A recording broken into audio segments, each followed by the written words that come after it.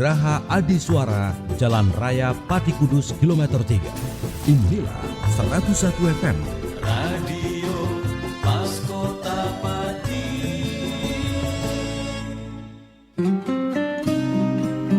Mitra Pas, saatnya Anda ikuti kajian tafsir Ibnu Katsir bersama Ustadz Abdul Kholik Syafi'i MPD Al-Hafidh, pengasuh Pondok Pesantren Yambu'ul Ulum, Sukolilo Pati. Selamat mengikuti. Assalamualaikum warahmatullahi wabarakatuh. Makin pas, makin pasti, Pas FM pasti. Bismillahirrahmanirrahim. Mitra Pas FM yang dirahmati Allah, pertama-tama segala puja dan puji hanyalah milik Allah Subhanahu wa Ta'ala. Dan bersyukur karena dalam kesempatan sore kali ini kita masih diberikan hikmat, hidayah, masih diberikan kesehatan sehingga kita bisa bersama-sama mengikuti kajian kitab tafsir Ibnu Katsir sore kali ini. Tak lupa juga salawat ma'as salam kepada junjungan kita Nabi Allah Muhammad Sallallahu Alaihi Wasallam yang kita nantikan syafaatnya di hari kiamat nanti. Baik Mitra Pas FM yang dirahmati Allah, senang rasanya sore kali ini saya Arif Fanili bisa kembali hadir untuk Anda dalam program kesayangan kita, kajian kitab tafsir Ibnu Katsir. Dan tentunya nanti juga Anda bisa bergabung melalui SMS ataupun juga WhatsApp di 085859999101. Dan untuk line telepon bisa juga Anda manfaatkan lewat 0295 385877. Dan kita akan meneruskan kajian kita sudah sampai pada surat An-Nur ayat yang ke-39 Mitra Pas. Saya ingatkan bahwa kitab tafsir Ibnu Katsir ini merupakan salah satu kitab tafsir Al-Quran yang dijadikan rujukan para ulama terkemuka dalam bidang tafsir. Karya monumental dari Al-Hafidh Ibnu Katsir yang tentunya sangat familiar kami sangat familiar di kalangan umat Islam, dan tentunya kita sebagai umat muslim juga senantiasa harus mengkajinya. Dan sore kali ini sudah hadir di studio 1 Radio Pas FM Pati narasumber kita untuk memberikan pencerahan. Beliau adalah narasumber kita Al-Ustadz Abdul Kholik Syafi'i MPD Al-Hafidh, pengasuh Pondok Pesantren Yambu'ul Ulum, Sukolilo Pati. Assalamualaikum warahmatullahi wabarakatuh, Ustaz. Waalaikumsalam warahmatullahi wabarakatuh. Monggo Ustaz. Assalamualaikum warahmatullahi wabarakatuh. Alhamdulillahilladzi hadana lihada wa ma kunna linahtadiya laula an hadana Allah. Ashhadu an la ilaha illallah wahdahu la syarika lah.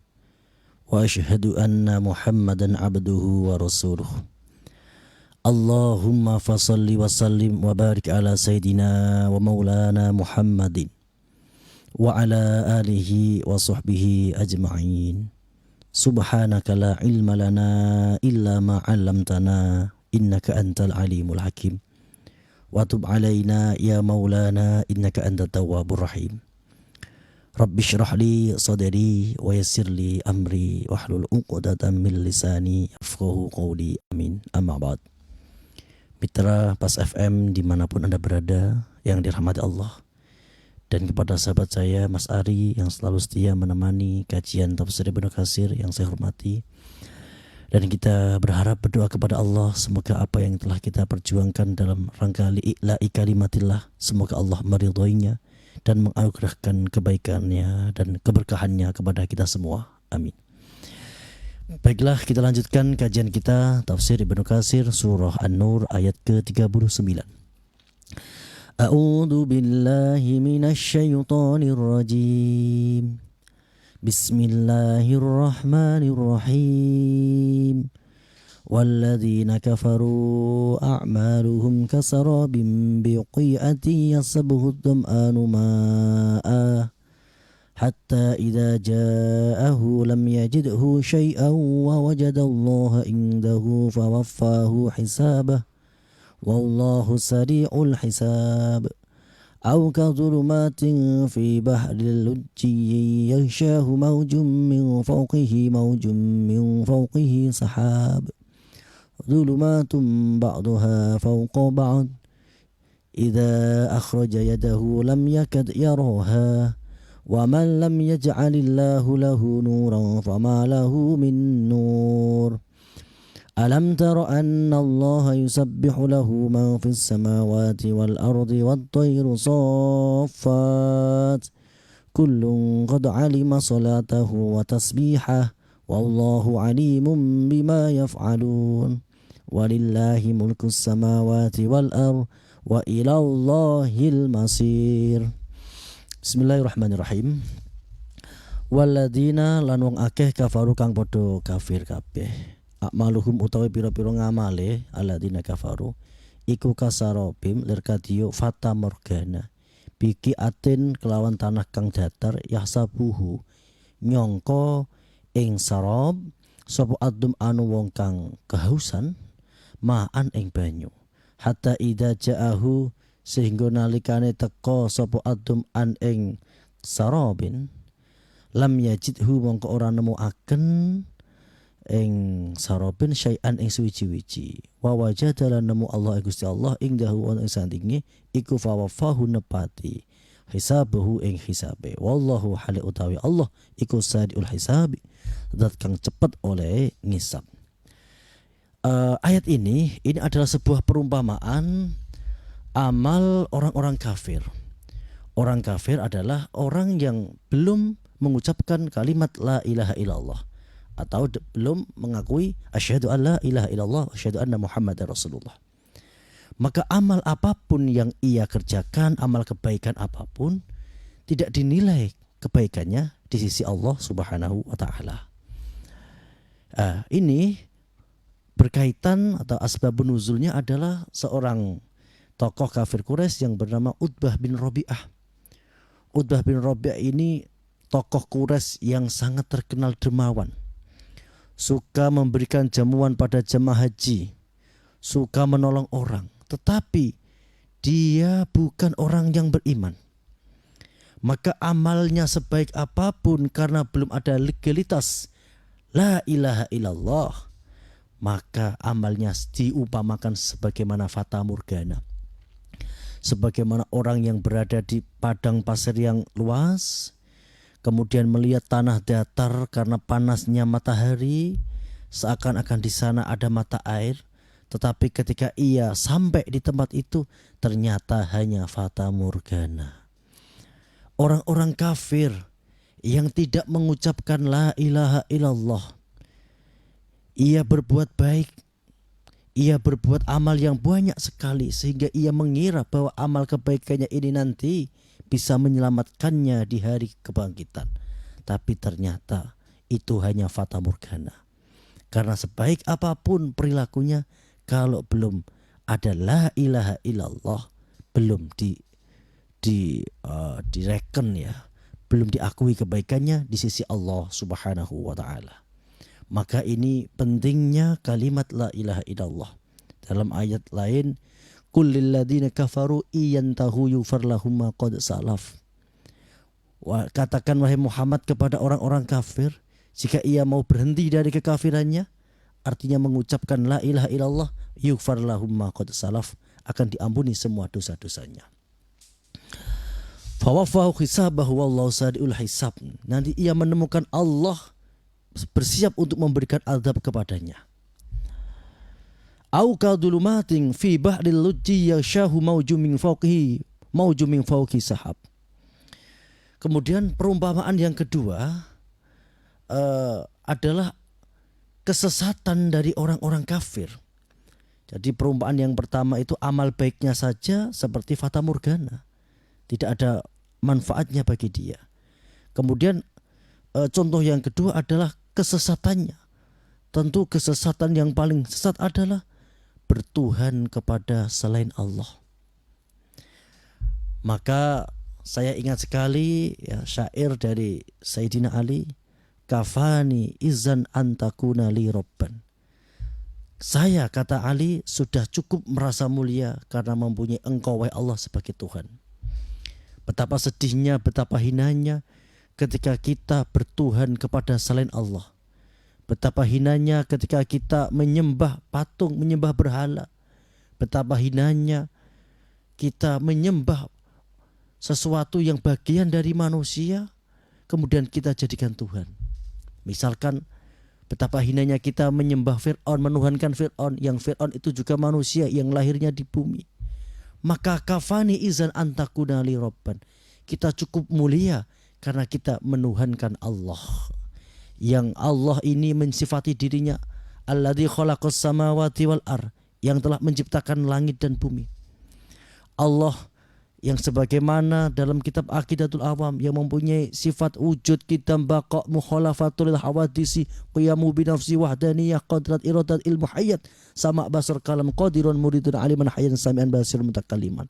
Kita bangga, kita bahagia, tenang hati ini, kita bersandar kepada Allah yang mensifati dirinya, yang menciptakan langit dan bumi. Lah, perumpamaan yang kedua ini adalah perumpamaan orang-orang kafir yang menyembah selain Allah, menyembah batu, menyembah kayu yang mereka beri nama. In hiya illa asma'an sammaitumuha antum wa aba'ukum ma anzalallahu biha min sultan. Adanya patung kemudian diberi nama Lata, patung diberi nama Uzza, atau apapun nama-nama itu, ini hanyalah nama-nama yang diberikan oleh nenek-nenek moyang kalian. Hakikatnya, kenyataannya, yang kau sebut Tuhan itu adalah batu. Hakikatnya, faktanya yang kau sebut Tuhan adalah manusia yang disifati oleh Al-Quran kana yakulani to'am. Manusia yang kalian tuhankan, mereka mengonsumsi makanan. Lalu apa hebatnya mempunyai Tuhan manusia? Maka kegelapan ini digambarkan sebagai kegelapan yang terjadi di lautan yang luas, sebagaimana yang sering terjadi di Samudra Atlantik, ya, antara perbatasan Atlantik, ya, Atlantik dengan Pasifik itu kan ada segitiga Bermuda. Di sana lautnya dalam, ada parung Mariana yang sangat dalam. Di sana ombaknya dahsyat, gelap sekali, gelap bertubi-tubi, ya. Ini diistilahkan Al-Quran maujum min fauqihi sahab durumatum ba'da fauqa ba'd. Ini kegelapan yang bertumpuk-tumpuk, laut yang badai, yang dalam, yang ombaknya bertumpuk-tumpuk, yang di sana sangat gelap, sehingga saking gelapnya idza akhraja yadahu lam yakad yaraha. Ketika kau mengeluarkan tanganmu, saking gelapnya tak akan kau lihat, padahal tangan sangat dekat dengan kita. Ini adalah gambaran kekufuran orang-orang yang menuhankan kepada selain Allah, yang mereka membuat batu menjadi Tuhan, mereka membuat kayu menjadi Tuhan, atau mengangkat bagian dari manusia kemudian dituhankan. Kita, kata Ali, kafani izan antakuna li robban. Alhamdulillah, kita cukup mulia karena kita mempunyai Allah yang reputasinya menciptakan langit dan bumi. Wa man lam yaj'alillahu nuran fama lahu min nur. Jadi barang siapa yang Allah tidak menghendakinya mendapat nur, cahaya, maka siapapun orangnya, bagaimanapun kita cara mengingatkannya, niscaya kita tidak akan mampu menyadarkannya. Maka kita sebagai pendidik, kita sebagai guru, sebagai ustadz, sebagai orang tua, kita dasari ketika kita mengajar, ketika kita mengajar di sekolah, mengajar di pesantren, kita niati bahwa mulang ini adalah bentuk ibadah. Yang kita usahakan secara maksimal adalah bagaimana kita mulang kita bisa ikhlas. Kalau kita terlalu ambisi mencetak generasi yang mempunyai kelebihan A, kelebihan B, itu kadang-kadang membuat kita menjadi kecewa, karena seringkali apa yang menjadi obsesi kita tidak sama dengan realita. Tetapi kita yakini bahwa kita ini mulang ikhlas karena Allah, urusan nanti menjadi orang baik, menjadi orang yang mendapat hidayah, itu urusan Allah, menjadi pintar itu urusan Allah. Tugas kita hanya mulang, hanya menyampaikan. Jadi Nabi Muhammad saja yang Nabi itu, ya ada beberapa hal yang Allah ini memang sengaja tidak memberikannya. Contoh pertama, Nabi menginginkan pamannya Abi Thalib untuk beriman, mengucapkan kalimat syahadat, tapi Allah menghendakinya sampai mati tidak mengucapkan. Kemudian ada seorang yang telah sangat dibenci oleh Nabi, yaitu Wahsy, yang membunuh pamannya Hamzah. Nabi sangat membencinya, tapi di kemudian hari Allah justru memberikannya taubat, memberi hidayah, dan menjadi bagian dari orang-orang yang beriman. Maka wa man lam yaj'alillahu nuran fama lahu min nur. Siapapun orangnya yang Allah tak menghendakinya mendapat petunjuk, maka tidak akan ia dapati kebenaran di depannya. Na'udzubillah min dzalik. Alam tara anna Allah yusabbihu lahu man fis samawati wal ard wat tayru saffat kullun qad alima salatahu wa tasbihah wallahu alimun bima yaf'alun. Jadi kita diperintah oleh Allah, yukhbiru ta'ala annahu yusabbihu lahu man fis samawati wal ard. Allah mengabarkan bahwa semua makhluk yang di langit dan bumi, ay minal malaikati wal nasi wal jan wal hayawan hatal jamati, semua makhluk, malaikat, manusia, jin, hewan, bahkan benda-benda mati, semuanya membaca tasbih kepada Allah. Maka kita diajarkan ketika kita sholat i'tidal mengucapkan Rabbana lakal hamdu mil'us samawati wa mil'ul ardi wa mil'u ma syi'ta min syai'in ba'd. Rabbana lakal hamdu, wahai Tuhan kami, lakal hamdu, semua memuji kepadamu. Makhluk yang ada di langit, makhluk yang ada di bumi, semuanya memuji, membaca tasbih dengan caranya tersendiri, dengan caranya yang hanya Allah yang mengetahui bagaimana cara membaca tasbihnya. Lalu kemudian ternyata ini belum cukup karena keagungan Allah begitu luas, kesucian Allah begitu luas, maka wamil umma syi'ta, dan dari segala apapun yang kau hendaki semuanya membaca tasbih. Jadi dalam ayat ini Allah memberikan kabar kepada kita betapa agungnya Allah. Allah menciptakan segala makhluk, semuanya diberikan kehidupan, semuanya diberikan rezeki, dan semuanya membaca tasbih. Cuma kita manusia tidak bisa mengetahui bagaimana cara membaca tasbihnya. Ketika ayat ini wat-tayru saffat, dan burung-burung juga sambil menggerak-gerakkan sayapnya, itu juga bentuk dari bacaan tasbih. Coba kalau kita pahami anatomi dalam diri kita, kita ini terdiri dari berbagai komponen-komponen yang kita tidak pernah menyadarinya. Mulai dari ujung rambut sampai mata kaki, ada jantung, paru-paru, saraf, kemudian ada pori-pori rambut dan lain sebagainya. Semuanya bekerja. Semuanya bekerja. Jantung memompa darah, paru-paru digunakan untuk bernafas, saraf untuk menggerakkan sel-sel ini, dan semuanya bekerja. Kita tidak pernah ikut campur, kita tidak pernah mengetahui bagaimana detailnya. Ini adalah tanda kebesaran Allah Subhanahu wa ta'ala. Maka patutlah bagi Allah mendapat bacaan tasbih. Membaca tasbih kepada Allah adalah sebuah keniscayaan. Dalam ayat lain, tau'aw wa karha, semua makhluk akan mentasbihkan Allah, akan mensucikan Allah meskipun tau'an wa karha. Ada kalanya dengan ketaatan, seperti manusia yang beriman membaca tasbih karena memang bentuk ketaatannya, atau wa karha. Bahkan orang-orang kafir sekalipun nanti toh akhirnya ketika ia telah meninggal dunia dan mengalami kematian, ia akan membenarkan Allah dan kemudian akan membaca tasbih.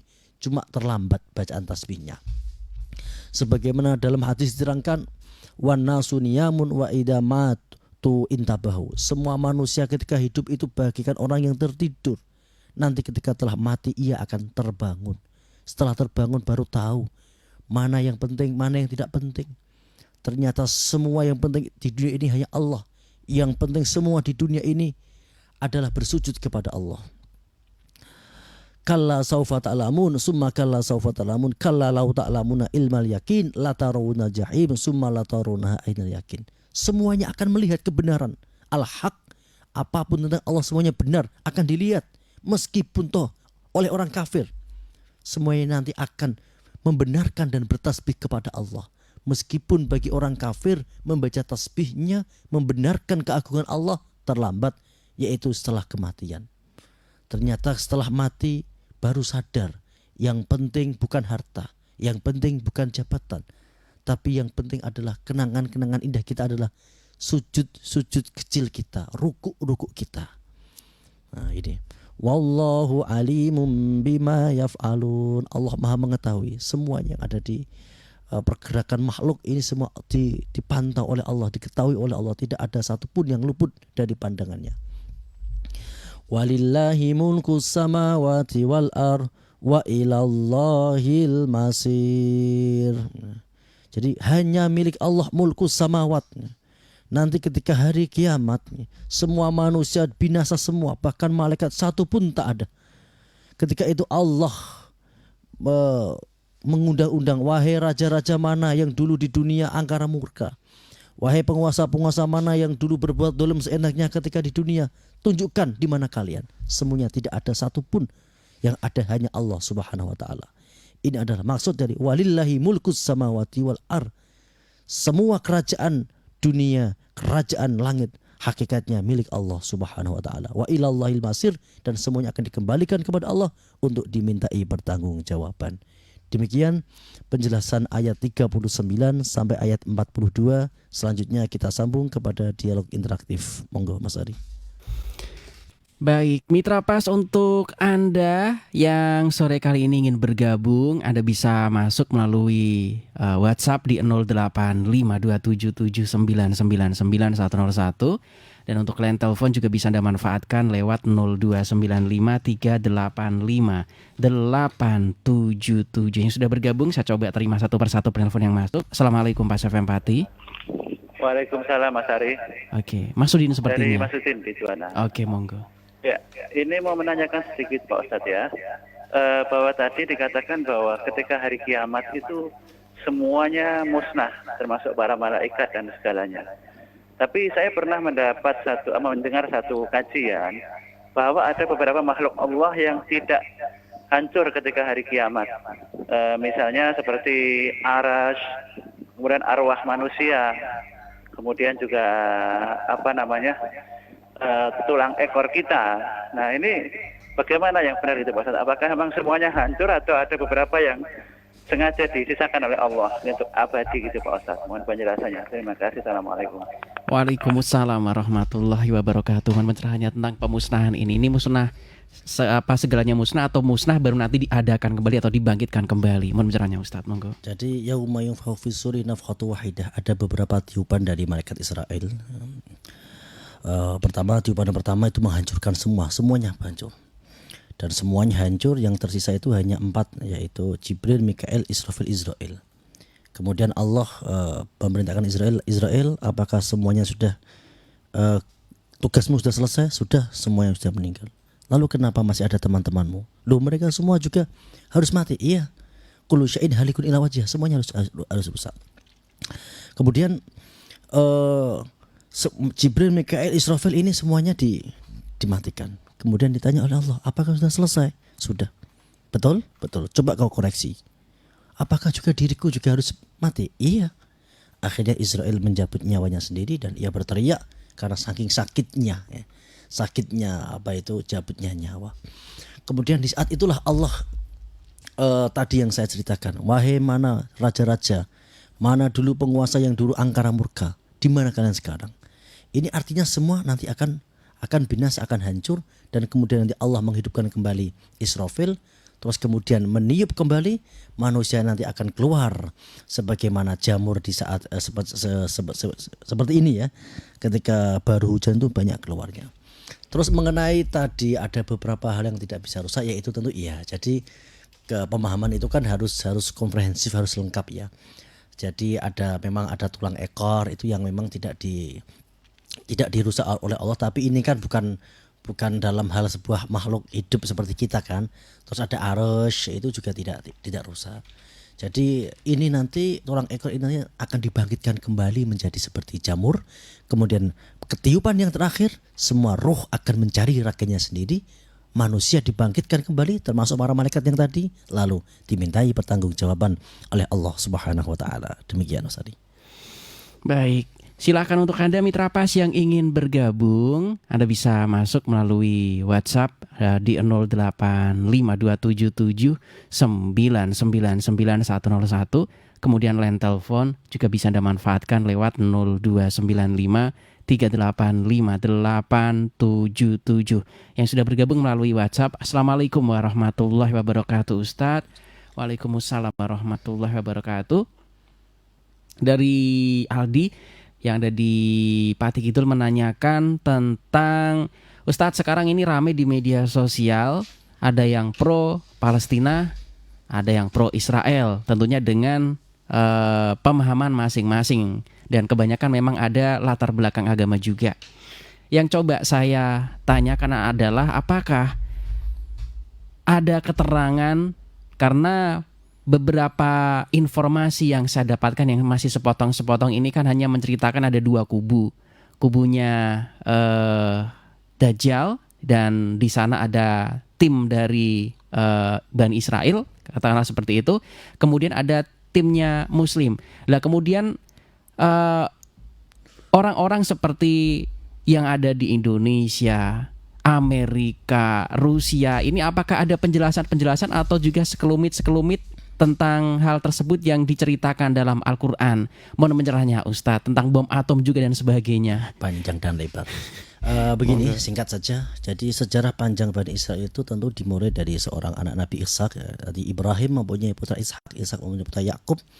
Yakub itu mempunyai 12 putra, di antara ada Yusuf, Bunyamin, Yahuda. Yang paling tua itu Yahuda, yang nanti dari Yahuda itu nanti ada Nabi Daud dan Nabi Sulaiman yang diperjuangkan oleh orang Yahudi kan, di Temple of Solomon itu kan. Terus ada Lewi ini nanti mempunyai keturunan Nabi Musa. Sejarahnya panjang ya. Dalam sejarah itu orang-orang Israel itu sering membangkang kepada para nabi-nabinya. Dan terakhir itu kan diajak Nabi Musa benarnya ya. Diajak untuk masuk di Baitul Maqdis itu. Mereka menolak dengan alasan tidak jelas semuanya. Akhirnya ditinggal oleh Nabi Musa dan mereka hidup dalam kehinaan selama 40 tahun. Baru setelah datang Tolut mereka mulai kembali berjaya, dan puncak kejayaannya ketika Nabi Daud atau King of David ini berkuasa dan diteruskan oleh Solomon atau Sulaiman. Dan kemudian nanti di akhir zaman itu memang janji Allah itu begitu. Nanti Dajjal akan keluar, dan Dajjal itu di belakang itu orang-orang Yahudi. Tentu ini sangat korelasinya sangat signifikan ya kalau dalam penelitian. Karena orang-orang Israel itu juga sedang memperjuangkan penyambutan Mesias yang bagi mereka juru selamat. Bagi kita Dajjal sama bohong. Kemudian nanti ketika Dajjal keluar, lalu bagaimana nasib kita? Nasib kita itu ditentukan ya pertama takdir Allah dan iman kita. Orang yang sering gumunan ya, sering, apalagi kalau sekarang ada artis-artis Korea itu yang wah banyak yang ngefan itu orang-orang yang mungkin seperti itu akan lebih mudah tertarik kepada Dajjal. Melihat Dajjal bisa ini bisa itu, wow, akhirnya mereka mengikuti. Hanya orang-orang yang beriman dan orang yang Allah menginginkan untuk diselamatkan dengan imannya yang kuat. Dia paham betul dengan tipu daya Dajjal, paham betul dengan tipu daya Mesias Dajjal ini, dia tetap terselamatkan karena Dajjal nanti membawa dua, yaitu api di tangan sebelah entah kanan atau kirinya itu, terus nanti ada semacam roti. Bagi orang yang beriman itu tetap memilih apinya Dajjal, karena memilih apinya Dajjal artinya memilih selamat dari tipu daya Dajjal dan akan berakhir di surganya Allah Subhanahu wa taala. Dan tidak ada nabi satupun yang tidak mengingatkan tentang bahayanya Al-Masihud Dajjal. Maka kita selalu berdoa di dalam tasyahud akhir, ya muqallibal qulub sabit qalbi ala dinika wa atarik. Allahumma inni a'udzubika min adzabil qabri wa min adzabin nar wa min fitnatil mahya wal mamat wa min fitnatil masihid dajjal. Demikian. Baik, masih ada satu kesempatan kembali. Anda bisa bergabung melalui WhatsApp juga. Anda bisa kirim suara Anda ya di 085277999101. Kemudian untuk line telepon juga bisa Anda manfaatkan lewat 0295385877. Ke yang sudah bergabung, Assalamualaikum warahmatullahi wabarakatuh Ustadz. Waalaikumsalam warahmatullahi wabarakatuh. Dari Pak Yono ini menanyakan ada beberapa kalimat yang hampir-hampir mirip, hampir-hampir sama dari semua agama. Ada yang bilang juru selamat, kalau kita juga cahaya, pembawa cahaya dan lain sebagainya. Ini kenapa penafsirannya bisa beda-beda ya Ustadz ya? Katanya juru selamat adalah dibilang sebagai Tuhan, padahal itu juga Rasul. Kalau versi kita kan jelas Rasul, pembawa cahaya atau membawa menunjukkan jalan yang lurus dan sebagainya. Apakah itu hampir sama atau bagaimana pencerahannya Ustaz? Innal ladzina amanu wal ladzina hadu wan nasara was-sabiina man amana billahi wal yaumil akhir falahum ajruhum inda rabbihim wala khaufun 'alaihim wala hum yahzanun.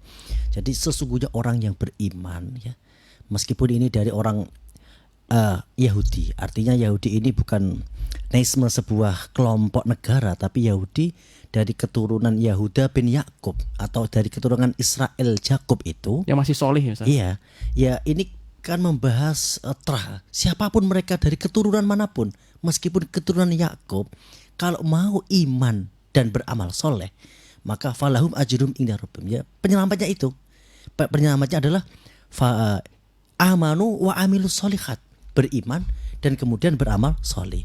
Lah yang menjadi kesalahan terbesar dari agama samawi yang lain di antara Yahudi dan Nasrani, mereka tidak mau mengikuti syariat Rasulullah. Ketika telah datang Nabi Muhammad yang memproklamirkan kenabiannya, seharusnya siapapun mereka, baik dari ahlul kitab, Yahudi dan Nasrani, harus at-taslim wal inqiyad. Ya. Apa? At-taslim wal inqiyad. At-taslim artinya ada menerima wal inqiyad dan meyakini dengan yang dibawa oleh Rasulullah. Dan kemudian orang Yahudi ini lebih mengenal ciri-ciri dari Nabi Muhammad daripada anak laki-lakinya. Karena mereka membaca perjanjian lama, membaca Zabur, semuanya menerangkan tentang ciri-ciri Nabi Muhammad. Dan celakanya mereka tidak beriman. Begitu juga orang Nasrani. Dulu ada seorang raja yang bernama Heraklius yang dibawakan surat oleh Nabi dan kemudian sudah mengklarifikasinya. Di hadapannya ada Abu Sufyan, padahal Abu Sufyan itu waktu itu belum beriman. Ditanya semua pertanyaan, ini mengarahkan kebenaran dari nubuah. Tetapi apa yang terjadi ketika Heraklius ingin mengakui kebenarannya, ditolak oleh para rahib-rahib, pendeta-pendeta pada Damaskus pada waktu itu. Dan itu kemudian menutup mata hatinya. Maka juru selamat itu siapa? Juru selamat ya amanu wa amilus solihat, beriman dan beramal solih. Baik, kita sudah di penghujung acara Ustaz. Sebelum kita closing, mohon doanya monggo. Allahumma salli wa sallim ala sayyidina Maulana Muhammadin wa ala alihi washabihi ajma'in. Alhamdulillahirabbil alamin. Ya Allah ya Rahmanir Rahim. Kami mohon kepadamu ya Allah, seburuk apapun kami, sebanyak apapun kesalahan kami, tapi kami ini adalah hamba-hambamu yang mengakui la ilaha illallah. Yang di hati kami adalah la ilaha illallah. Meskipun banyak dosa, banyak maksiat, ya Allah ampuni kami. Berikan kemudahan kami dalam berbuat kebaikan. Ya Allah ya Rahmanir Rahim, selamatkan kami dan seluruh bangsa kami dari fitnah akhir zaman, terkhusus fitnah Al-Masihud Dajjal, dan juga teruntuk saudara kami yang ada di Palestina ya Allah, teguhkan hatinya. Semoga Engkau segera memberikan pertolongan kepada mereka semua. Semoga Engkau selamatkan mereka semua dan berikan kemenangan yang gilang gemilang kepada saudara-saudara kami di Palestina sehingga bisa mendapatkan kemerdekaannya dan dihormati sebagaimana manusia yang layak dihidup di muka bumi ini. Rabbana atina fid dunya hasanah wa fil akhirati hasanah wa qina adzabannar. Walhamdulillahirabbil alamin. Demikian yang dapat saya sampaikan, kurang dan lebihnya mohon maaf. Akhirul kalam wal afu minkum. Wassalamualaikum warahmatullahi wabarakatuh. Waalaikumsalam warahmatullahi wabarakatuh. Mitra Pas, nantikan kembali kajian kitab Tafsir Ibnu Katsir hari Rabu depan dari pukul 17.00 hingga maghrib tiba. Saya Rifanili beserta kerabat kerja Radio Pas FM Pati pamit. Informasi Pas FM pasti. Wassalamualaikum warahmatullahi wabarakatuh. Mitra Pas, demikian tadi telah Anda ikuti kajian Tafsir Ibnu Katsir bersama Ustadz Abdul Kholiq Syafi'i MPD Al-Hafidh, pengasuh Pondok Pesantren Yambu'ul Ulum, Sukolilo Pati. Kajian Tafsir Quran Ibnu Katsir di Radio Pas FM Pati bisa Anda ikuti kembali pada Rabu minggu depan. Anda juga bisa mengikuti kajian rutin malam Jumat Tafsir Ibnu Katsir ba'da maghrib, diawali sholat berjamaah di Masjid Al-Istiqomah, Jalan Sunan Prawoto, Sukolilo. Dan setiap selapanan malam Jumat Wage jam 7 malam ba'da sholat Isya. Anda juga bisa menghadiri majelis dzikir mujahadah dan istighosah bersama Ustadz Abdul Kholiq Syafi'i MPD Al-Hafidh di Pondok Pesantren Yambuul Ulum, Dukuh Tambang Sari, Kedung Winong, Sukolilo.